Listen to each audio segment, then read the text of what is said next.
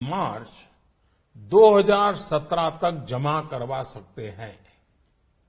9 नवंबर और कुछ स्थानों में 10 नवंबर को भी एटीएम काम नहीं करेंगे।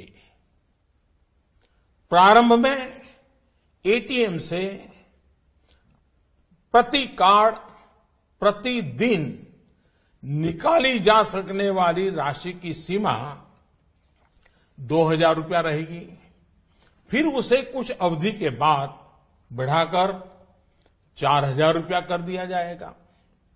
वैसे तो 500 और 1,000 रुपए के पुराने नोट आज रात्रि 12 बजे से कानूनी तौर पर खत्म हो जाएंगे, परंतु सामान्य जनजीवन की जरूरतों को ध्यान में रखते हुए मानवीय दृष्टिकोण से हमने इस प्रक्रिया में शुरू के 72 घंटों में यानी कि 72 आवर्स मतलब कि 11 नवंबर की रात्रि 12 बजे तक नागरिकों के लिए कुछ विशेष व्यवस्था की है। जैसे 11 नवंबर की रात्रि 12 बजे तक सभी सरकारी अस्पतालों में भुगतान के लिए पुराने 500 या 1,000 रुपये के नोट स्वीकार किए जाएंगे। इससे वैसे परिवार जिनमें कोई बीमार है उन्हें उपचार में कोई बाधा न आए। ऐसे सरकारी अस्पतालों में यदि दवाई की दुकान की व्यवस्था है तो डॉक्टर के दिए गए पर्चे पर 500 और 1,000 के पुराने नोटों से दवा खरीदने की सुविधा भी 72 घंटे तक उपलब्ध रहेगी।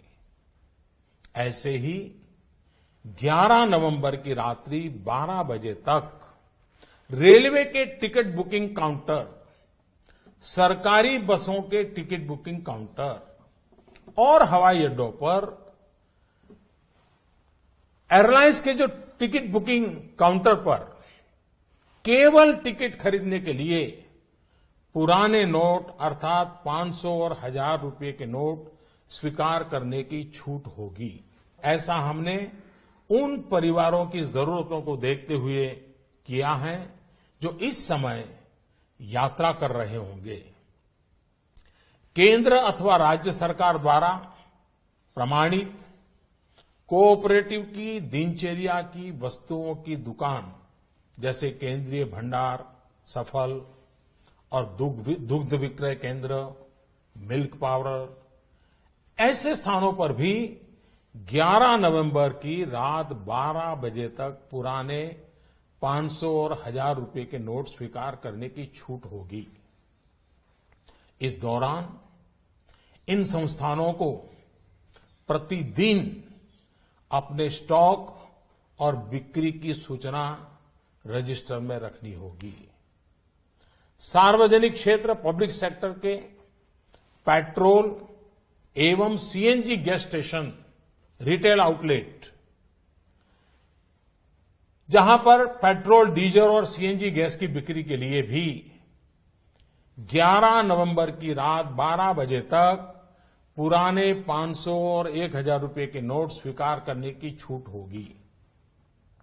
इस दौरान प्रतिदिन अपने स्टॉक और बिक्री की सूचना रजिस्टर में रखनी होगी।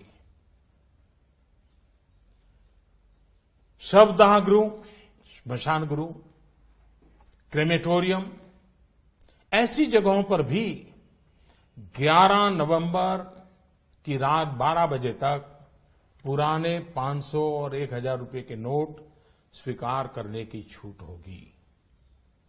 अंतर्राष्ट्रीय हवाई अड्डों पर विदेश से आ रहे या विदेश को जा रहे लोगों को अगर उनके पास पुराने 500 और 1,000 के नोट है तो ऐसे नोटों की 5,000 रुपया तक की राशि को नई एवं मान्य करेंसी नोटों से बदलने की सुविधा दी जाएगी। अंतर्राष्ट्रीय पर्यटकों को अंतर्राष्ट्रीय हवाई अड्डों पर विदेशी मुद्रा या 5,000 रुपये तक के पुराने नोटों को नई एवं मान्य करेंसी नोटों से बदलने की सुविधा दी जाएगी। इन सारी सुविधाओं के अलावा मैं ये स्पष्ट करना चाहूंगा कि इस पूरी प्रक्रिया में नॉन कैश लेन-देन में यानी चेक से पेमेंट हो, डिमांड ड्राफ्ट से पेमेंट हो, डेबिट या क्रेडिट कार्ड से पेमेंट हो अथवा इलेक्ट्रॉनिक फंड ट्रांसफर में कोई रुकावट नहीं आएगी। ये कारोबार पहले चलता था वैसा ही चालू रहेगा। इन सारे इंतजाम के बावजूद हमारे ईमानदार देशवासियों को अगर तकलीफ का सामना करना पड़ा तो अनुभव यह बताता है कि इस देश का सामान्य नागरिक देश की भलाई के लिए त्याग करने और कठिनाई सहने के लिए कभी भी पीछे नहीं रहता है। जब मैं सुनता हूं कि कोई गरीब विधवा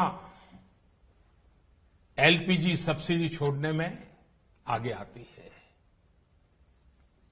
यह त्याग एक रिटायर्ड स्कूल टीचर में भी पाया जाता है जब वो पेंशन से स्वच्छ भारत कोष में अपना योगदान देने को आगे आता है। जब हम ये सुनते हैं कि गरीब आदिवासी मां बकरी बेचकर शौचालय बनाने के लिए पैसे लगा देती है,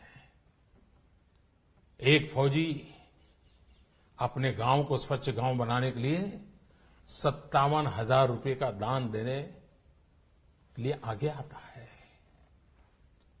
मैंने तो यह देखा है कि देश के सामान्य नागरिक की एक ही तमन्ना है कि वह कुछ भी कर गुजरने को तैयार है, बस देश का कल्याण हो।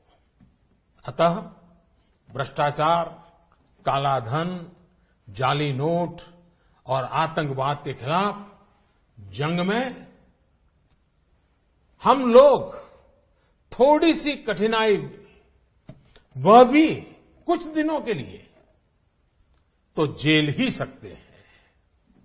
मेरा पूरा विश्वास है कि देश का प्रत्येक नागरिक भ्रष्टाचार के खिलाफ शुचिता के इस महायज्ञ में एकजुट होकर के, मिल करके खड़ा होगा।